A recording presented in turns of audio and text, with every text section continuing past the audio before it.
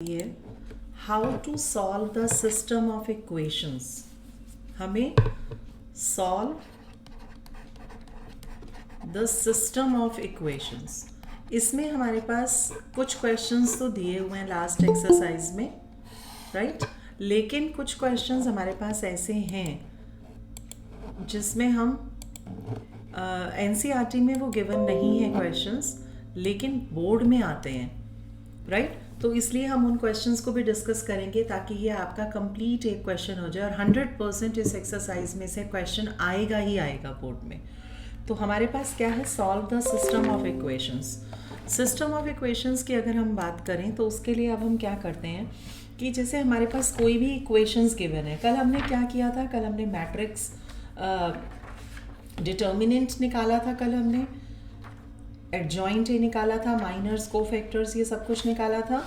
आज हम उन्हीं सब चीज़ों को यूज़ करके इक्वेशंस को सॉल्व करेंगे, और इक्वेशंस को सॉल्व कैसे करते हैं उसको हम सीखेंगे। जैसे मैं कोई भी एक एग्जांपल ले रही हूँ, उससे हमारे पास कंप्लीटली सॉल्व पता लग जाएगा कि कैसे करते हैं क्वेश्चन को सॉल्व। जैसे मान लो मैंने एक क्वेश्चन लिया, 2x + 3y + 3z is equal to 5. x minus 2y plus z is equal to -4 and 3x minus y minus 2z is equal to 3. आपके पास ये इक्वेशंस हैं और इन इक्वेशंस को हमें सॉल्व करना है, means we want to find X Y Z. अब ये एक्स वाई जेड हमने पहले भी निकाला हुआ है। कैसे? सिंपल इक्वेशंस को सॉल्व करके, चाहे उससे करें हम एलिमिनेशन मेथड से करें, चाहे सब्स्टिट्यूशन से करें। बट अब जो हमें करना है वो करना है बाय यूजिंग मैट्रिक्स मेथड। तो मैट्रिक्स मेथड क्या होता है? जिसमें मैट्रिक्स यूज़ हो रहा हो। अब मैट्रिक्स कैसे यूज़ होगा, उसके लिए हमारे पास जो ये इक्वेशंस हैं, ये इक्वेशंस हमारे पास पता है किस फॉर्म में होती हैं? इस फॉर्म में, ax = b फॉर्म। अब इसमें a क्या है, x क्या है और b क्या है, ये तीनों मैट्रिक्स हैं। ध्यान से समझना, ये तीनों हमारे पास मैट्रिक्स हैं। लेकिन ये कौन कौन से मैट्रिक्स होते हैं, अब उसमें हम देखते हैं। सबसे पहले मैट्रिक्स A। मैट्रिक्स A आपके पास होता है जिसमें x, y, z के कोफिशिएंट्स आते हैं। जैसे फर्स्ट इक्वेशन के x, y, z के कोफिशिएंट्स क्या है? 2, 3 और 3। तो वो हमारे पास बन जाती है पहली रो। सेकेंड रो के कोफिशिएंट्स हमारे पास है 1, -2 और 1, तो दैट इज 1, -2 एंड 1। और थर्ड इक्वेशन के हैं 3, -1 एंड -2। तो ये बन जाता है हमारे पास मैट्रिक्स A। कैपिटल X जो हमारे पास होता है, ये फिर से एक मैट्रिक्स होता है जिसमें हमें जिन वेरिएबल्स की वैल्यू निकालनी है, हमें x, y, z की वैल्यू निकालनी है, तो हम x, y, z ऐसे लिखते हैं। अब क्वेश्चन ये उठता है कि हम ऐसे क्यों लिखते हैं? क्योंकि हमें मल्टीप्लाई करना है, और जब हम मल्टीप्लाई करेंगे तो ये 3x3 ऑर्डर का मैट्रिक्स है, तो ये 3 का तो होगा ही होगा इंटू 1। और B हमारे पास एक मैट्रिक्स होता है जिसमें हम राइट हैंड साइड के कोफिशिएंट्स लिखते हैं, जो ये कॉन्स्टेंट्स हैं, दैट इज 5, -4 और 3। तो देखो, अब जब इन दोनों को मल्टीप्लाई करेंगे तो वी हैव टू मेक 7 बनाएंगे, तो क्या आएगा? फर्स्ट को फर्स्ट से मल्टीप्लाई, प्लस सेकंड को सेकंड से मल्टीप्लाई, प्लस थर्ड को थर्ड से मल्टीप्लाई, और इक्वल टू क्या है? b। फर्स्ट b क्या है? 5। तो इक्वेशन क्या बनेगी? 2x + 3y + 3z = 5। तो फर्स्ट इक्वेशन बन रही है। सिमिलरली सेकंड को मल्टीप्लाई करेंगे, सेकंड बनेगी, थर्ड को करेंगे, थर्ड बनेगी। तो इसलिए हम इन इक्वेशंस को मैट्रिक्स फॉर्म में ऐसे लिखते हैं, ax = b। अब यहाँ से जब ax = b है, हमें क्या निकालना है? x। ये x मैट्रिक्स निकालना है, तो x निकालना है तो a को वहाँ जाना पड़ेगा। जब a वहाँ जाएगा तो क्या हो जाएगा? a inverse of b।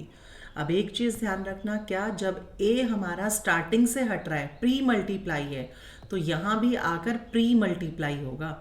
इसका मीनिंग होता है कि अगर आप a को x के आगे से हटाना है तो a इनवर्स यहाँ आगे जाएगा b के आगे। b इंटू a इनवर्स मत कर देना। a प्री मल्टीप्लाई है तो यहाँ भी प्री मल्टीप्लाई होगा। अगर पोस्ट मल्टीप्लाई हो तो हम पोस्ट मीन्स बाद में a इनवर्स करते।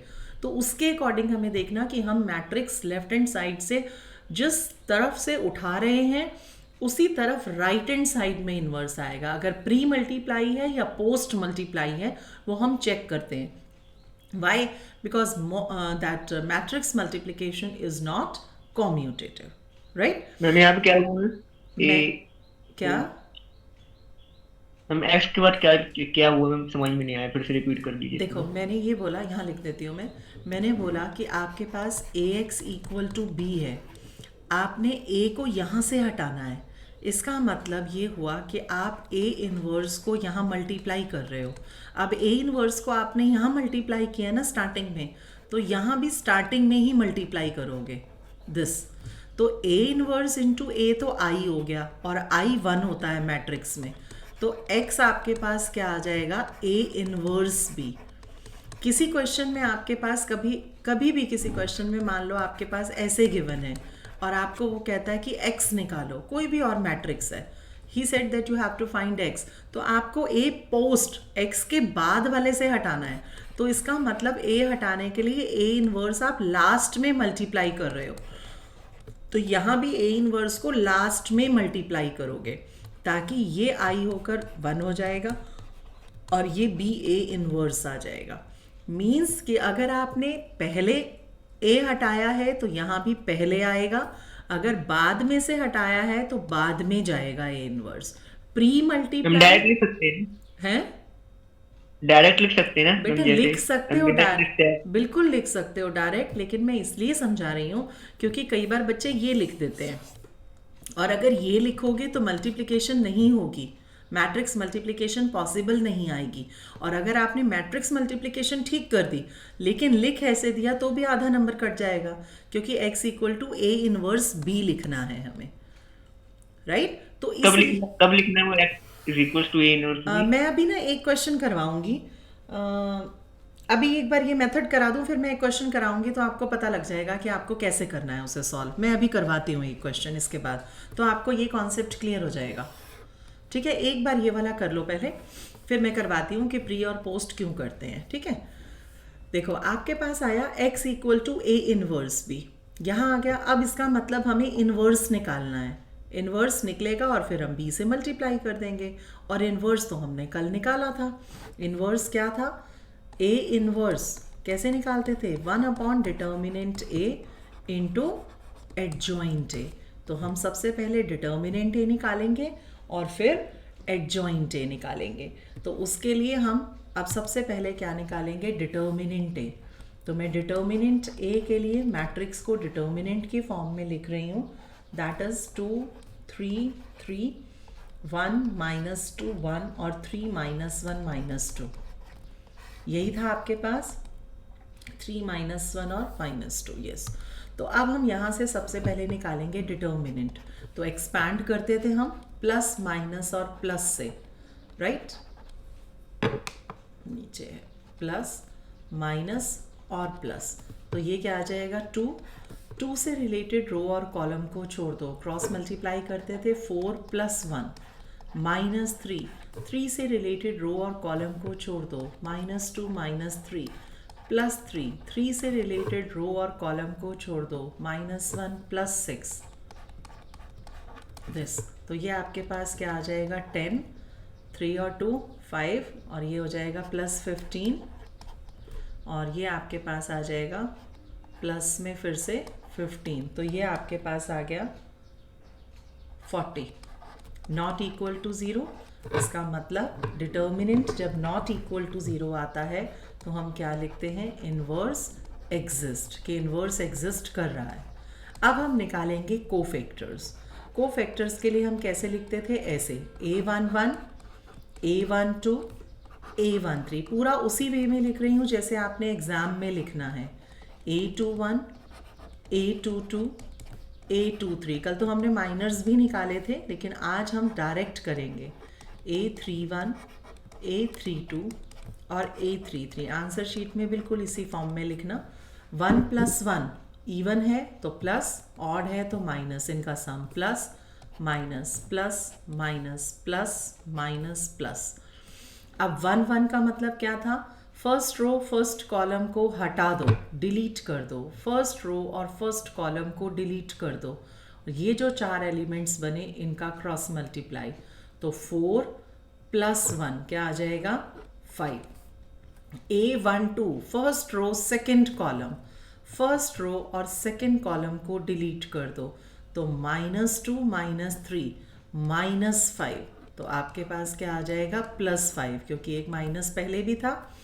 A13 first row third column, तो -1 + 6, तो answer is 5। A21 second row first column, तो -6 + 3 क्या आ जाएगा -3। एक बार फिर भी चेक करते रहना calculation. 3 A22 second row second column, -4 -9 that is -13। A23 second row third column, -2 -9 -11, तो ये क्या हो जाएगा +11। A31 third row first column, 3 + 6 plus हो जाएगा, तो 3 + 6 is 9। A32 third row second column, तो क्या हो जाएगा third row second column, 2 - 3 that is -1, तो 1। थर्ड रो थर्ड कॉलम, -4 -3 -7, तो यहाँ से हम डायरेक्टली क्या लिखते थे एडजॉइंट ए। एडजॉइंट ए था कोफैक्टर्स का ट्रांसपोज, लेकिन अब हम ट्रांसपोज हमने ऐसे लिखा है तो हम एज इट इज उतार देंगे। दैट इज 5 5 5 3 -13 और 11 9 1 और -7, ये आपके पास आ गया एडजॉइंट ए। अब हमें क्या निकालना था ए इनवर्स, तो ए इनवर्स क्या था 1 determinant A into adjoint A, तो एज इट इज ये लिख दो एडजॉइंट ए।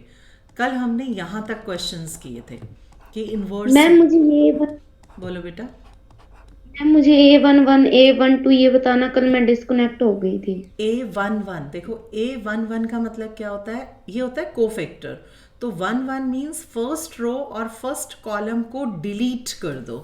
देखो मैं यहाँ से बताती हूँ, 1 फर्स्ट रो और फर्स्ट कॉलम को डिलीट कर दो, क्या बचा -2 1 -1 और -2, इसको क्रॉस मल्टीप्लाई कर दो, -2 into -2 is 4 + 1 5, that is your A11 right. अब हम बात करें A12 की, तो A12 में क्या हो जाएगा फर्स्ट रो और सेकंड कॉलम को डिलीट कर दो, क्या बचा 1 1 3 -2, अब इनको क्रॉस मल्टीप्लाई कर दो, -2 -3 -5, तो माइनस माइनस क्या हो गया प्लस, क्योंकि हम यहाँ पर लिखते हैं ना 1 + 1 2, अगर इवन आता है तो प्लस का साइन, ऑड आता है तो माइनस का साइन, तो ये 5 आ गया। अगला है A13 का मतलब फर्स्ट रो और थर्ड कॉलम को डिलीट कर दो, इनकी क्रॉस मल्टीप्लाई कर दो, सो वी गेट 5। देखो -1 + 6, तो 5 आ रहा है। A21 का मतलब सेकेंड रो और फर्स्ट कॉलम को छोड़ दो, दिस, तो ये जो बचे 4 एलिमेंट्स इनकी क्रॉस मल्टीप्लाई कर दो, उसमें ये प्लस माइनस प्लस नहीं देखना, उसमें सिर्फ आपने जो एलिमेंट्स दिए हुए हैं सिर्फ वो देखने हैं। ये प्लस माइनस प्लस हम सिर्फ डिटर्मिनेंट के फॉर्म में लगाते हैं, जब कोफैक्टर्स निकालते हैं तो हमें कोई प्लस माइनस प्लस नहीं देखना, उससे रिलेटेड रो और कॉलम को पूरा छोड़ दो, डिलीट कर दो सेकेंड रो फर्स्ट कॉलम को, तो 3 × -2 -6 + 3, तो -3, और एक -2 + 1 का था ऑड का, तो 3। ऐसे ही हमारे पास क्या है 2 2, सेकेंड रो सेकेंड कॉलम को डिलीट कर दो, similarly second row third column को कर दो, थर्ड रो फर्स्ट कॉलम को कर दो, तो इससे हमारे पास जो आ जाते हैं ये कोफैक्टर्स हैं, इनको हम कोफैक्टर्स बोलते हैं। और एडजॉइंट क्या होता है, एज इट इज़ इनको उतार दो, A11 A12 A13 आता कहाँ पर है वैसे, यहाँ पर A11 A12 A13, लेकिन फिर हमें उसका ट्रांसपोज लेना होता है। इससे बेटर है कि हम क्या करते हैं, लिखते ही ऐसे हैं ताकि एज इट इज़ कॉलम उतार दें, हमारा टाइम भी बचता है और हमारा क्वेश्चन भी सॉल्व हो जाता है, स्टेप्स भी कम हो जाते हैं। तो इस तरह से हमने एडजॉइंट ए निकाला और फिर हमने ए इनवर्स निकाला, राइट। अब हमारे पास क्वेश्चन क्या था, ये हमें इक्वेशंस को सॉल्व करना था, और इक्वेशंस को सॉल्व करने के लिए हमें क्या चाहिए था, ये x equal to A inverse b। तो ए इनवर्स हमारा निकल गया। अब हमने क्या करना है, ए इनवर्स को b से मल्टीप्लाई करना है। तो ए इनवर्स क्या है, 1/40। 40 को अभी अंदर ले जाकर मल्टीप्लाई नहीं करेंगे, नहीं तो फ्रैक्शन में आ जाएगा, उसे सॉल्व करना मुश्किल हो जाएगा। लास्ट में जब आंसर आएगा तब हम करेंगे, इसे बाहर ही रहने दो। ये आ गया। और b आपके पास क्या था, दैट इज b क्या है आपके पास, 5 - 4 और 3, 5 - 4 और 3। तो अब इसे हम मल्टीप्लाई करेंगे। तो देखो 1/40 बाहर, first row first column, first को फर्स्ट से मल्टीप्लाई 25, प्लस सेकंड को सेकंड से मल्टीप्लाई तो -12 आएगा, प्लस माइनस, प्लस थर्ड को थर्ड से मल्टीप्लाई 27। अब आगे क्या आ जाएगा, second row, second row first, this column 7 बनाना है ना, सेकंड रो फर्स्ट कॉलम, तो 5 × 5 फिर से 25, प्लस -13 × -4, माइनस माइनस प्लस हो जाएगा, तो ये आपके पास कितना आ जाएगा, 52 plus 3। Third row first column 25 - 44 -21। तो यहाँ से आपके पास XYZ, जो कैपिटल X था वो XYZ था, दिस इज़ 1/40 ऑफ, ये आपके पास कितना आ रहा है, दिस इज़ योर 25 -12 13 और ये 40 80, और ये 25 इसमें से माइनस होगा 4 और -40, -40 है ना, हाँ दिस। अब यहाँ पर आपके पास इसको 40 से अब डिवाइड कर दो, देखो इजीली डिवाइड हो रहा है दिस। तो this implies x is equal to 1, y is equal to 2 and z is equal to -1। तो ये आपके पास फाइनल आंसर है। अगर आंसर को वेरीफाई करना है तो x, y, z की वैल्यू किसी भी इक्वेशन में पुट कर दो, x को 1, y को -2, z को 1 पुट करोगे तो ये सेटिस्फाई करेगी, इसका मतलब आवर आंसर इज़ करेक्ट। तो ये है हमारे पास सिस्टम ऑफ इक्वेशंस को सॉल्व करना, that is your first method, जहाँ आपके पास डायरेक्ट इक्वेशंस गिवन होंगी और आपको उसे मैट्रिक्स मेथड से सॉल्व करना है। यहाँ देखो किसी स्टेप में कोई डाउट तो पूछो,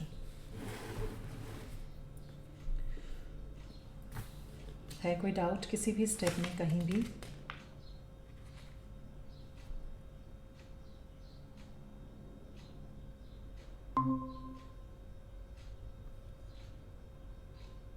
अच्छे से देख लो, समझ लो, कहीं कोई डाउट हो किसी भी स्टेप में तो पूछ लो। 5 मार्क्स का, इस बार तो 6 का नहीं है 5 का है, तो 5 मार्क का क्वेश्चन आपको ज़रूर मिलेगा बोर्ड में इस टाइप का।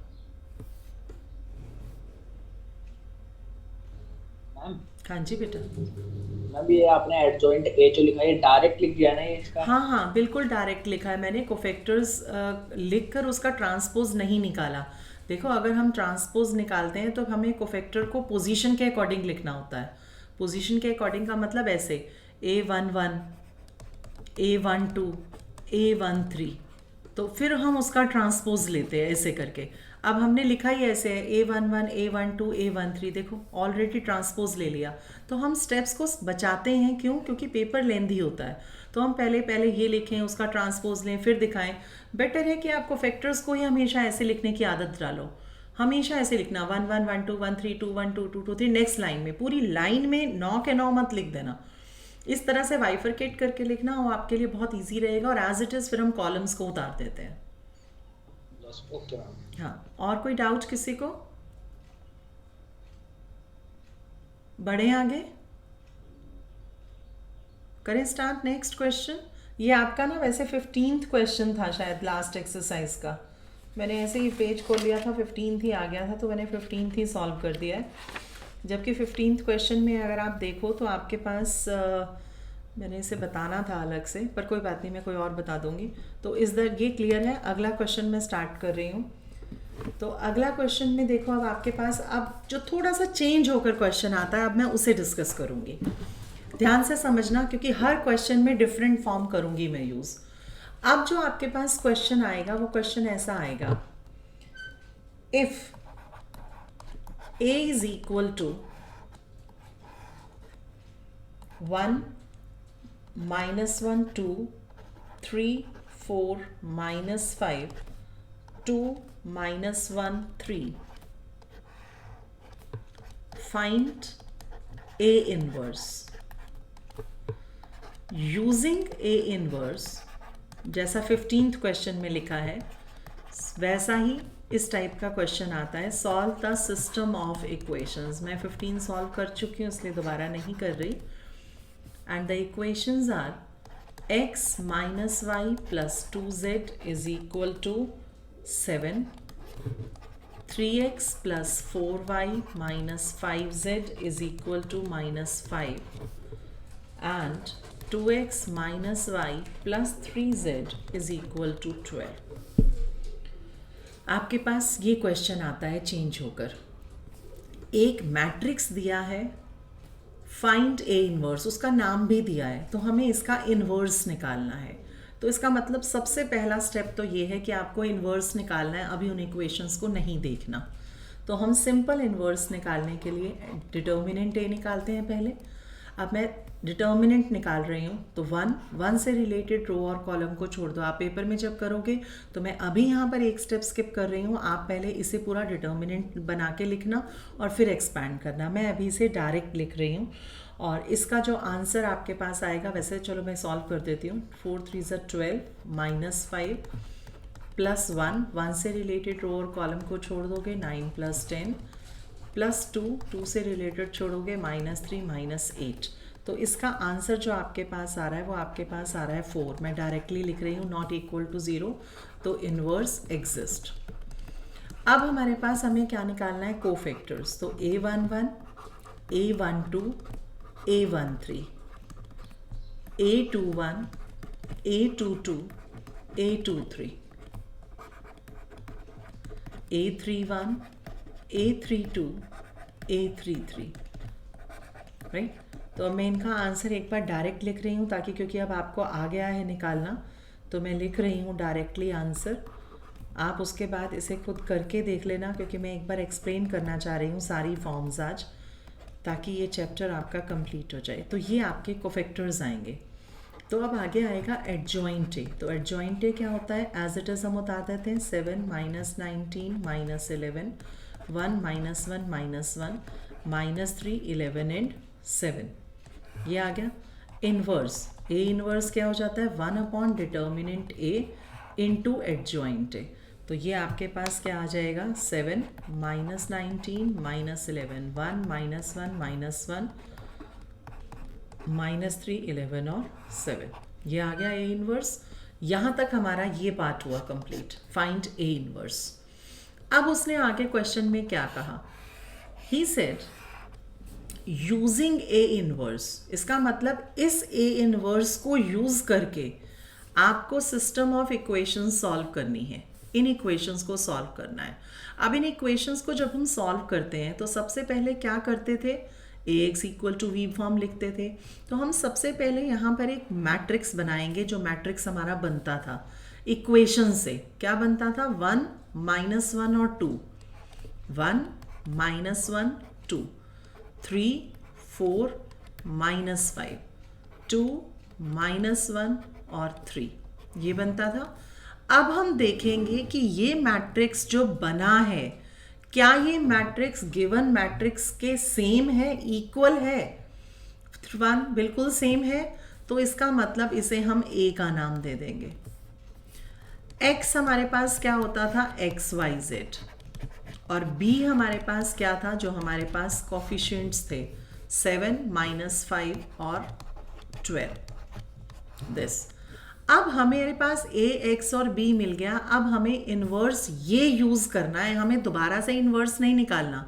जब भी लिखा होगा ना यूजिंग ए इन्वर्स, तो समझ जाना कि हमें ये प्रीवियस रिजल्ट यूज करना है। कभी यूजिंग ना लिखकर हेंस लिखा होता है, तो हेंस का मतलब क्या होता है, by using the previous result, कि हमें प्रीवियस रिजल्ट को यूज करके इनवर्स निकालना है, इक्वेशन को सॉल्व करना है।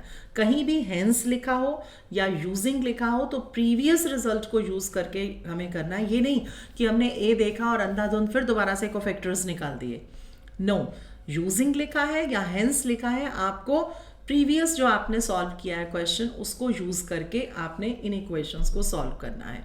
अब इसमें देखो ए हमारे पास बिल्कुल सेम था, तो हमारे पास इनवर्स तो ऑलरेडी है, तो ए एक्स इक्वल टू बी में एक्स क्या था, ए इनवर्स बी, तो एक्स हमारे पास है एक्स वाई जेड और ए इनवर्स हमने ऑलरेडी अभी निकाला है, that is 1/4 of 7 minus 19 minus 11 1 minus 1 minus 1 minus 3 11 7 into b, और b कितना था 7 minus 5 और 12। तो इसको जब हम मल्टीप्लाई करेंगे तो 1/4 बाहर, और इसको मल्टीप्लाई करने से आ रहा है आपका 8 24 और 12, तो ये कितना आ जाएगा 2 6 और 3।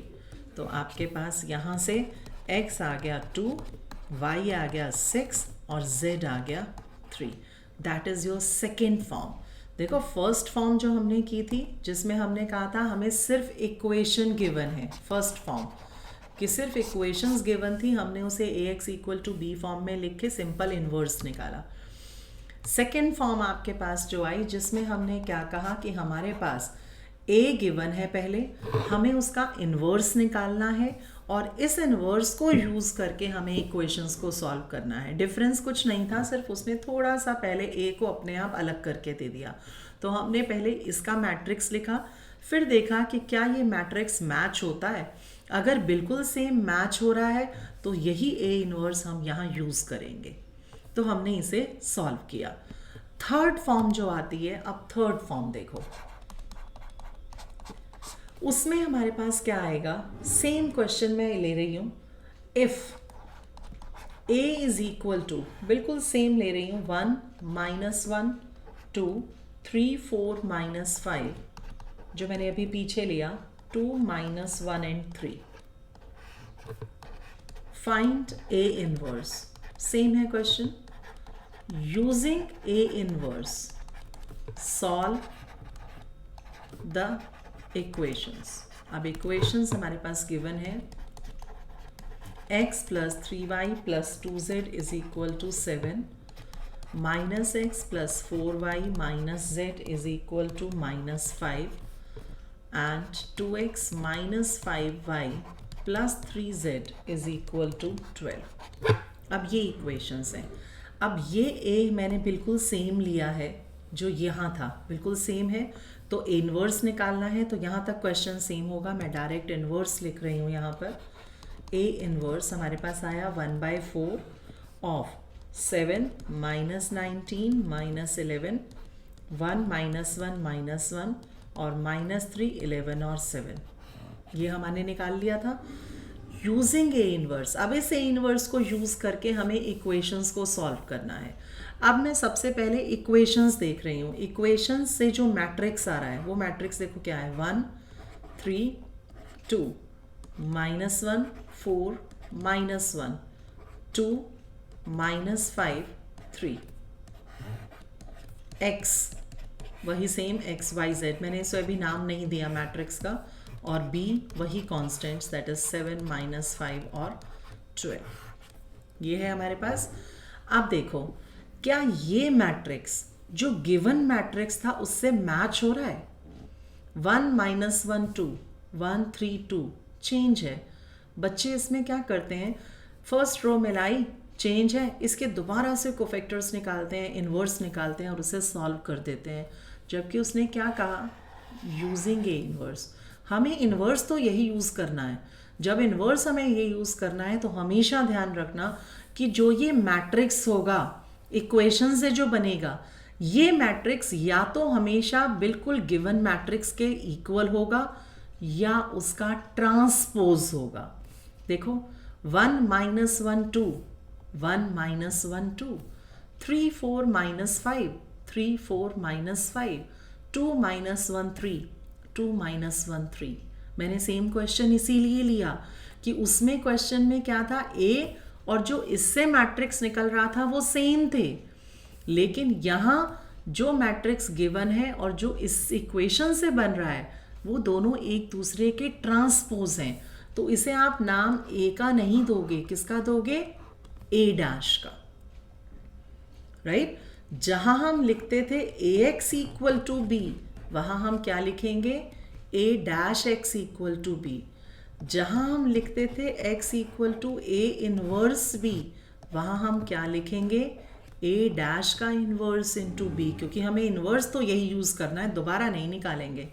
तो हम क्या करेंगे, अब इनवर्स को अंदर ले आओ, ट्रांसपोज को बाहर कर दो, क्योंकि ये तो हम कर सकते हैं, A raise to power M into N हो तो एम एन कर सकते हैं, M to the power N कर सकते हैं, या N to the power M कर सकते हैं। तो हमने इसे इंटरचेंज कर दिया। उससे क्या हुआ कि ए इनवर्स का ट्रांसपोज, इनवर्स तो हमारे पास है ऑलरेडी, हमने सिर्फ इसका ट्रांसपोज लेना है और बी से मल्टीप्लाई करना है, दैट्स इट। तो हमें दोबारा से इनवर्स नहीं निकालना।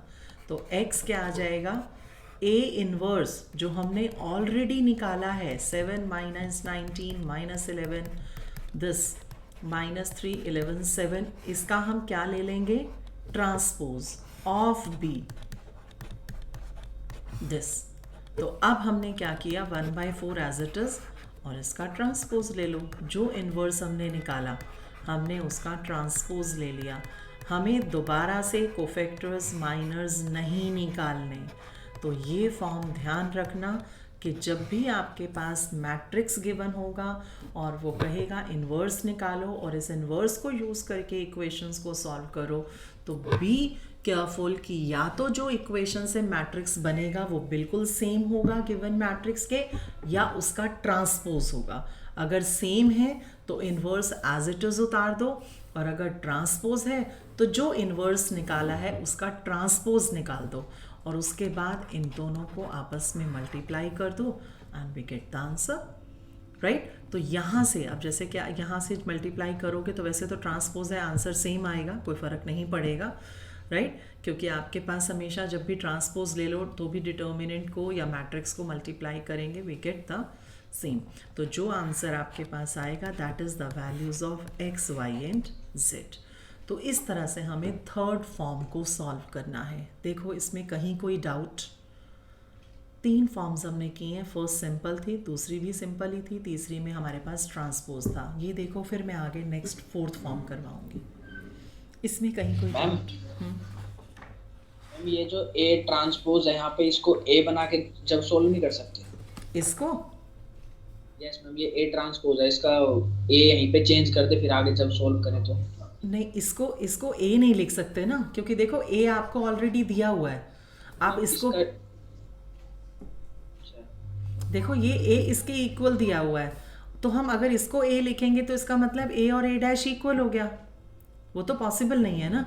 तो इसलिए हमने उसको ए डैश लिख दिया। हाँ आप ये कर सकते हो, इसे कोई और नाम दे दो और बाद में लिख दो कि ये सी, तो सी का नाम दे दो और उसको लिख दो कि सी इक्वल टू ए डैश के इक्वल है, वो कर सकते हो। लेकिन ए नहीं दे सकते क्योंकि ए उसने क्वेश्चन में दिया है खुद, तो जो क्वेश्चन में स्टेटमेंट दी होती है उसको हम चेंज नहीं करते, ठीक है। और देखो कोई डाउट किसी को है, किसी क्वेश्चन में कहीं कोई डाउट तो पूछो। तो अगली फॉर्म जो हमारे पास आ रही है 4th फॉर्म कि find the product of these two, find this, इसकी प्रोडक्ट निकालो and by using this product solve the system of equations को सॉल्व करना है। अब हम क्या करते हैं, हमें सबसे पहला पार्ट उसने बोला इनको मल्टीप्लाई करो, तो हम मल्टीप्लाई करेंगे।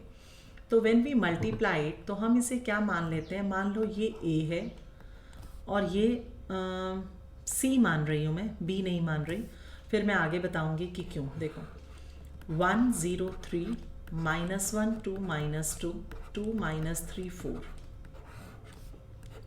-2 9 6 0 2 1 1 -3 -2।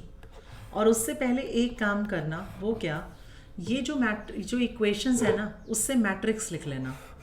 1 -1 2 0 2 -3 3 -2 4। हम इसे किसका नाम देते थे? ए का देते थे ना, तो इसे ए का देने देना। x हो गया XYZ और b आपके पास क्या हो गया, जो कॉन्स्टेंट्स होते थे 1 1 2। ठीक है, अब ये देखना कि जो ये मैट्रिक्स इक्वेशन से बन रहा है वो मैट्रिक्स आपके पास इन दोनों में से किससे मैच हो रहा है? फर्स्ट वाले से।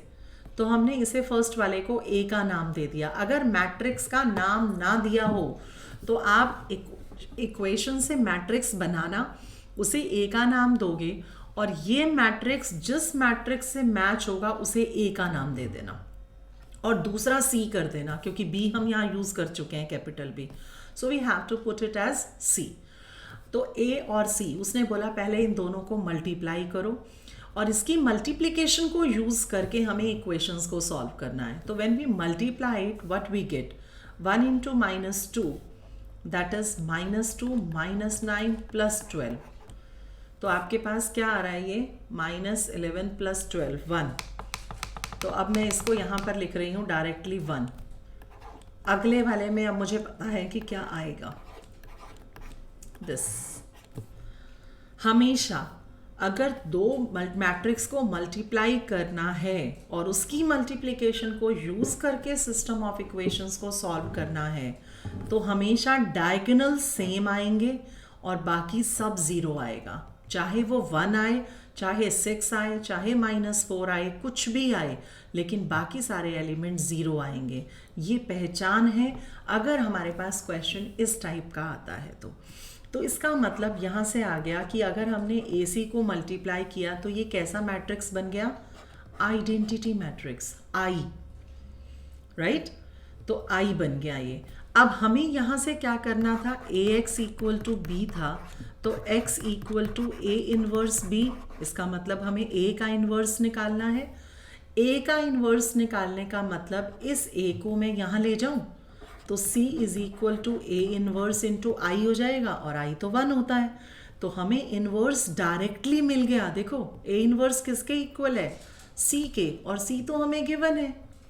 हमें यहाँ पर इस क्वेश्चन में कहीं कोई कोफैक्टर्स नहीं निकालने, कहीं डिटर्मिनेंट नहीं निकालना, कुछ भी नहीं निकालना।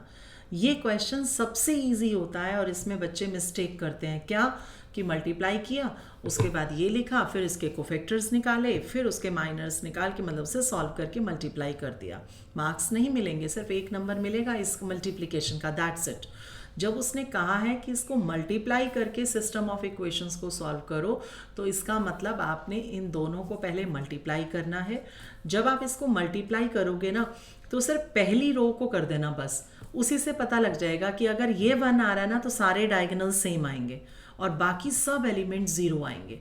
तो ये आ गया। अब A इनवर्स क्या हो गया? C के इक्वल। C क्या है? मैट्रिक्स ऑलरेडी दिया हुआ है, तो उसने आपको ऑलरेडी कोफैक्टर्स निकाल कर दिए हैं, सब कुछ करके दिया है। इनवर्स आ गया डायरेक्ट, तो X = A इनवर्स × B। इसको सिंपल B से मल्टीप्लाई करो और XYZ की वैल्यू निकाल दो, दैट इज XYZ, और मल्टीप्लाई करोगे तो XYZ की वैल्यू आ जाएगी, दैट्स इट। ये है क्वेश्चन 4th फॉर्म, जिसमें वो कहता है कि प्रोडक्ट करो पहले 2 मैट्रिक्स को और फिर उसे यूज करके इक्वेशंस को सॉल्व करो, राइट? तो ये है, अगर इससे मैच करता तो ये इन्वर्स होता। इक्वेशंस का मैट्रिक्स इससे मैच कर रहा है तो ये इन्वर्स है, इससे मैच कर रहा है तो ये इन्वर्स है। दूसरा जो थोड़ा सा आ जाता है, जैसे आप कहते हो कि यहाँ पर मान लो 1 1 1 नहीं आया, 6 6 6 आ गया, तो आप यहाँ पर उस केस में क्या बन जाएगा? AC = 6I। तो हमें क्या निकालना है? A inverse. तो C क्या हो जाएगा? 6 as it is × A inverse. तो A इनवर्स क्या हो जाएगा? 1/6 × C। तो दैट मीन्स 1/6 × C मैट्रिक्स। तो ये भी तो वही इनवर्स है, राइट? तो वो यहाँ पर 1/6 आ जाता उस केस में, दैट्स इट। सिर्फ इतना डिफरेंस आता है। इसमें इसको सॉल्व करोगे तो इसका डिटर्मिनेंट 1 आ रहा होगा, इसलिए यहाँ पर ये 1 आया। इसमें कहीं अगर बाय चांस यहाँ 6 आ रहा होता तो उसका डिटर्मिनेंट 6 आ रहा होगा, तभी तो इन्वर्स होता है ना, 1/डिटर्मिनेंट है × एडजॉइंट है। तो सिर्फ इतना डिफरेंस है। जो भी मैट्रिक्स आएगा उसमें डायगोनल एलिमेंट सेम होंगे, चाहे वो आइडेंटिटी मैट्रिक्स हो चाहे वो स्केलर मैट्रिक्स हो। उसके अकॉर्डिंग आपने उसका इन्वर्स डायरेक्टली निकालना है, कोई कोफैक्टर्स नहीं निकालने, कोई डिटर्मिनेंट को सॉल्व नहीं करना, डायरेक्टली इन्वर्स आपको गिवन है क्वेश्चन में। सिर्फ आपको समझना है कि कौन सा मैट्रिक्स गिवन इक्वेशंस के मैट्रिक्स से मैच करता है, दैट्स इट। इसमें देखो कहीं कोई डाउट? जैसे इसमें ना मिसलेनियस का 16th क्वेश्चन है, देखो ऐसे दी हुई है equation 2/x 3/y 10/z equal to 4। दूसरी इक्वेशन है 4/x - 6/y + 5/z is equal to 1। 6/x + 9/y - 20/z is equal to 2।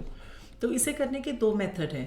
पहला, या तो ये मान लो कि 1/x को u, 1/y को v और 1/z को w, और फिर वैसे ही इसे सॉल्व कर दो 2u + 3v + 10w equal to 4। और इस तरह से a और x में क्या आ जाएगा, x y z की जगह u v w आ जाएगा। या तो ऐसे कर देना u - v + 5w equal to 1, और यहाँ आ जाएगा 6u + 9v - 20w is equal to 2। तो यहाँ पर जो a मैट्रिक्स आ जाएगा वो आ जाएगा 2 4 6, 3 - 6 9, 10 5 और -20, राइट। x जो आपके पास आ जाएगा वो आ जाएगा u v w, और b आपके पास आ जाएगा 4 1 और 2। बिल्कुल वैसे ही सॉल्व करके u v w निकालोगे, फिर u को उसका रेसिप्रोकल लेकर v को और z को x y z की वैल्यू निकाल लेना। That is your first form. दूसरा, अगर आपने इसे डायरेक्ट करना है तो आप डायरेक्ट भी कर सकते हो। a आपने मैट्रिक्स लोगे, ये जो x मैट्रिक्स लोगे उसे u v w की जगह 1/x 1/y और 1/z डाल दो, क्योंकि इसको यूज़ तो लास्ट में ही करना है। और b सेम आ जाएगा 4 1 2। तो लास्ट में जब x y z की वैल्यू निकालने के लिए इक्वेट करोगे तो अपने आप रेसिप्रोकल हो जाएगा। तो आप इस टाइप से इसे कर सकते हो दोनों मेथड से। तो चाहे इसे u v w मान लो, या x में क्या 1/x 1/y और 1/z लेकर उसे प्रॉपर इन्वर्स निकाल कर सॉल्व कर दो, राइट। एक चीज़ और मुझे बतानी थी हेंस वाले से, और फिर एक क्वेश्चन और मुझे करवाना है, 2 क्वेश्चंस करवाने हैं, ताकि ये चैप्टर में जितने भी डिफरेंट फॉर्म्स हैं वो सारे आपके कंप्लीट हो जाएं। एक क्वेश्चन था आपके पास,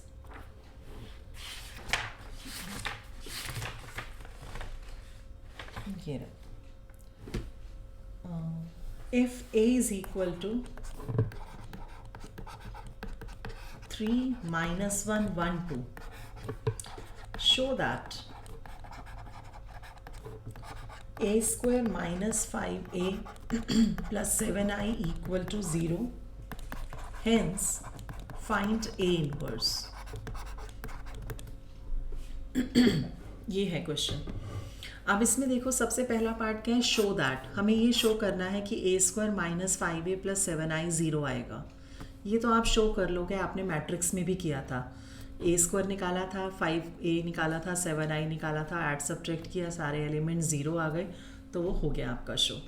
अब उसने आगे देखो क्या वर्ड यूज़ किया है, हेंस। हेंस का मतलब क्या होता है, बाय यूजिंग दिस। हेंस का मतलब होता है बाय यूजिंग प्रीवियस रिजल्ट। जो हमने प्रीवियस रिजल्ट निकाला है, प्रूव किया है, उसे यूज़ करके हमें इन्वर्स निकालना है। हम क्या करते हैं, इसको शो किया, 0 आ गया, फिर ये लिया, फिर इसके कोफैक्टर्स निकाले, डिटर्मिनेंट निकाला, और फिर ए इन्वर्स निकाल दिया। मार्क्स नहीं मिलेंगे।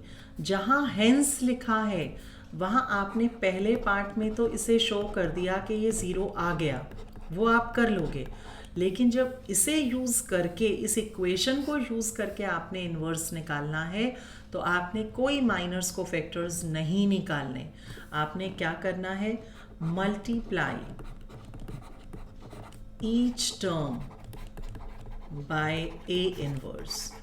ए इन्वर्स से हर टर्म को मल्टीप्लाई कर देना। ध्यान रखना, क्योंकि ये क्वेश्चन भी आता है 4 मार्क्स में, तो कभी भी ऐसा नहीं करना। दोनों साइड पर आप मल्टीप्लाई कर दोगे दिस। तो ए इन्वर्स को ए स्क्वायर से मल्टीप्लाई करोगे तो ए बचेगा, क्योंकि एक इन्वर्स से ए कट जाएगा। -5। अब बच्चे क्या करते हैं, यहाँ 5 छोड़ देते हैं। A इनवर्स इंटू ए क्या होता है 1, that is I, identity matrix, plus 7 into A inverse, I को ए इनवर्स से मल्टीप्लाई करेंगे, ए इनवर्स बचेगा इक्वल टू 0, क्योंकि 0 को किसी से मल्टीप्लाई करोगे तो 0। अब 7 ए इनवर्स यहाँ रहने दो, बाकी वहाँ ले जाओ, तो आपके पास 5 ऑफ आई मीन्स 1001, और ए आपके पास गिवन था मैट्रिक्स दिस, तो ये क्या आ जाएगा आपके पास 5005 माइनस में 3 -1 1 और 2, सो दिस इज योर 2 -1 1 और 3। ये क्या आया 7 ए इनवर्स, तो ए इनवर्स क्या आ जाएगा 1/7 of 2 1 -1 3। This is your answer. अब अगर आप ध्यान से देखो तो हमने वैसे भी देखो कोफैक्टर्स कैसे निकाले थे, इन दोनों को इंटरचेंज करते थे, देखो इंटरचेंज हो गए, इन दोनों का साइन चेंज करते थे, देखो साइन चेंज हो गया, लेकिन हम डायरेक्टली नहीं कर सकते। उसने हेंस कहा था, तो मीन्स हमें इस इक्वेशन को यूज़ करके हमें इन्वर्स निकालना था, तो हम इस तरह इन्वर्स निकालेंगे, डायरेक्टली एडजॉइंट ए और डिटर्मिनेंट ए नहीं निकालेंगे। देखो इसको वैसे सॉल्व करोगे तो 3 2 6 plus 1 7, 1 upon determinant A into adjoint A आ रहा है वो, लेकिन उसने कहा था इस इक्वेशन को यूज़ करना है, तो इसलिए हमने इस वे में उसे सॉल्व किया। देखो इसमें कहीं कोई doubt, is that clear? Clear to all? Okay, एक और मोस्ट इम्पॉर्टेंट क्वेश्चन। वो क्वेश्चन आपके पास कैसे आता है, मैं बना रही हूँ अभी, मुझे स्टेटमेंट ध्यान नहीं है, इस टाइप का है 1 2 3 4 p 2 -1 5 2 कुछ भी ले लो इज इक्वल टू 7 3 1 0, मान लो ये है। फाइंड मैट्रिक्स P, मैट्रिक्स है ये, हमें ये निकालना है। तो how we find that matrix P, कैसे निकालें हम ये मैट्रिक्स? तो हम क्या करते हैं जनरली कि ये 2 क्रॉस 2 का है, ये 2 क्रॉस 2 का है, ये 2 क्रॉस 2 का है, तो हम P भी मान लेते हैं कि 2 क्रॉस 2 का है। तीनों मैट्रिक्स को आपस में पहले 2 को फिर तीसरे को मल्टीप्लाई करते हैं, इक्वेशंस बनती हैं और फिर उसे सॉल्व कर देते हैं इक्वेट करके। It's quite lengthy one. हम क्या करते हैं, सबसे पहले मान लो ये मैट्रिक्स जो P से पहले है वो A है, एंड और जो मैट्रिक्स P के बाद है वो B है, दिस, ठीक है। अब देखो इसका मतलब हमारे पास ये आ गया A P B is equal to this matrix जो गिवन था। हमें ये P निकालना है, और P निकालने के लिए हमें इसको हटाना पड़ेगा।